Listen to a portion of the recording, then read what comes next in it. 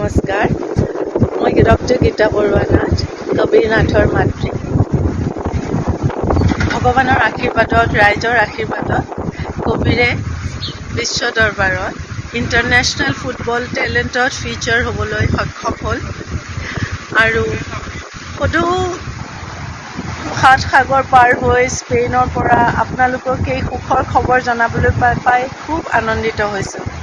আপোনালোকৰ নিজৰ সন্তান, অসম সন্তান কবীৰ, আৰু অতি সংঘৰ্ষৰ মাজেৰে 6 বছৰ বয়সৰ পৰাই ফুটবলত চেষ্টা কৰি, কষ্ট কৰি 14 বছৰ বয়সৰ পৰা স্পেইনত থাকি ট্ৰেইনিং কৰি এজন ভাৰতীয় ফুটবলাৰ হিচাপে বিশ্বৰ সকলো দেশৰ ফুটবলাৰৰ লগত কম্পিটিশ্যন কৰি এইখিনি পোৱাহি তাৰ কাৰণে সহজ নহয়, কিন্তু ভগৱানৰ কৃপাত সক্ষম হ'ল। তেওঁ প্ৰথম ডিভিজনত খেলিবলৈ, ইউৰোপীয়ান টপ লীগ প্ৰথম ডিভিজনত খেলিবলৈ সক্ষম হ'ল আৰু দেশৰ নাম উজ্জ্বল কৰাৰ বাবে আমি পিতৃ মাতৃ হিচাপে খুবেই আনন্দিত আৰু দেশৰ সকলোকে এই সুখৰ খবৰ দিবলৈ পাই আমি খুবেই আনন্দিত হৈছোঁ। ধন্যবাদ। কবীৰৰ ফুটবল জাৰ্ণি ষ্টাৰ্ট হৈছিলে গুৰগাঁৱৰ হেৰিটেজ স্কুলৰ পৰা 6 বছৰ বয়সত। সি উইদাউট এনি ট্ৰেইনিং সি 25টা গ'ল কৰি এটা ৰেকৰ্ড কৰিছিলে সেই টুৰ্ণামেণ্টত, আৰু আজিও এয়া আছে। তাৰপিছত তাৰ সেই যে ষ্টাৰ্ট হ'ল স্কুলৰ পৰা ডিষ্ট্ৰিক্ট লেভেল খেলিলে, দেন হাৰিয়ানা ষ্টেটত সি চিলেক্ট হ'ল, under-10, under-12, under-13 নেশ্যনেল খেলিলে হাৰিয়ানা ষ্টেটৰ হৈ। তাৰপিছত তাক ব্ৰাজিলিয়ান ফুটবল একাডেমীয়ে গুৰগাঁৱত ট্ৰেইনিং কৰিছিলে খুব ভালকৈ। তেওঁলোকে বহুত এক্সপ'জাৰ দিলে নেশ্যনেল ইণ্টাৰনেশ্যনেল টুৰ্ণামেণ্টত। তাতে 7-8 বছৰতে সেই মালয়েছিয়া, ছিংগাপুৰ এইবিলাকত খেলিবলৈ তাক লৈ গৈছিলে বহুতবাৰ, আৰু সি এইদৰে দিল্লী ইউথ লীগ বা দেশৰ ডিফাৰেণ্ট জেগাত যেনেকুৱা গোৱা এইবিলাকত গৈ খেলি লীগবিলাক খেলি কিছুমান এক্সপ'জাৰ কৰিলে।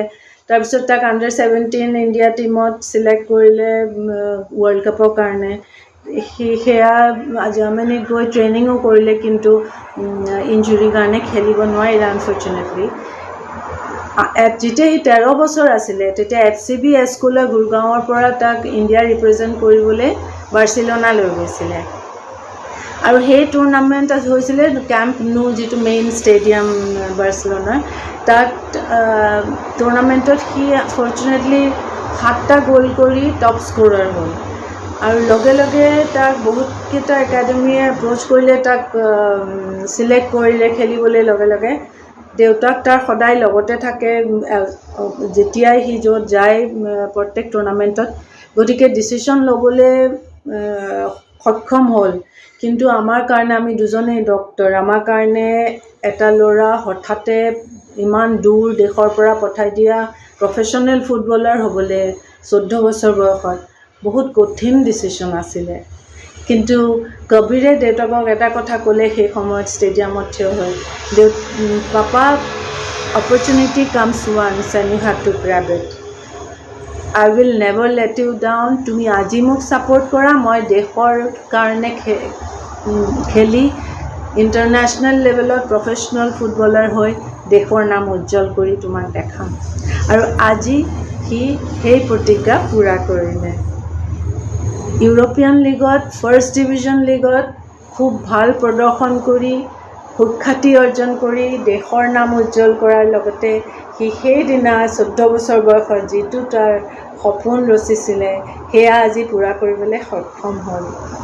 আমি ভগৱানৰ ওচৰত কৃতজ্ঞ, সকলোৰে আশীৰ্বাদত, ডাঙৰৰ আশীৰ্বাদত, সকলোৰে আশীৰ্বাদত আজি সি এইখিনি পাইছে। বহুতো সংঘৰ্ষ, বহুতো কষ্ট কৰি দেশ বিদেশৰ সকলো দেশৰ সকলো কাণ্ট্ৰিৰ প্লেয়াৰৰ লগত কম্পিটিশ্যন কৰি নিজকে সেইভাৱে মেণ্টেলি ফিজিকেলি ষ্ট্ৰং কৰি আজি অকলে সংঘৰ্ষ 14 বছৰৰ পৰা কৰি এইখিনি পাই আজি তাৰ সপোন পূৰা হৈছে। মাক দেউতাকৰ কাৰণে ইয়াতকৈ বেছি আৰু কি লাগে। আজি আমি ভগৱানৰ ওচৰত কৃতজ্ঞ সকলোকে ধন্যবাদ জনালোঁ। আশীৰ্বাদ কৰিব তাৰ যি সপোন দেশৰ নাম উজ্জ্বল কৰা সেয়া যেন সি কণ্টিনিউ কৰিব পাৰে।